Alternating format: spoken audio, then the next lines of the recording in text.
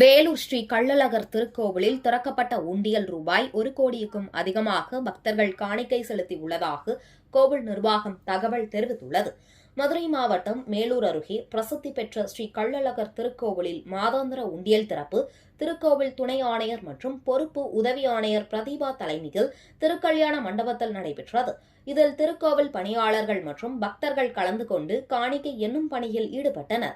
இதில் ரூபாய் 1,12,53,653 ரூபாய் ரொக்கமும் 62.200 கிராம் தங்கம் மற்றும் 372.6 கிராம் வெள்ளி பொருட்களும் பக்தர்களிடமிருந்து காணிக்கையாக கிடைக்கப்பெற்றுள்ளதாக கோவில் நிர்வாகம் தெரிவித்துள்ளது.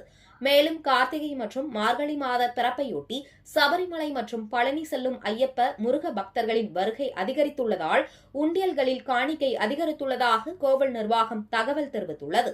இதனைத் தொடர்ந்து கிடைக்கப்பெற்ற காணிக்கை தொகை மற்றும் பொருட்களை கோவில் நிர்வாக பதிவேட்டில் வரவு வைக்கப்பட்டது.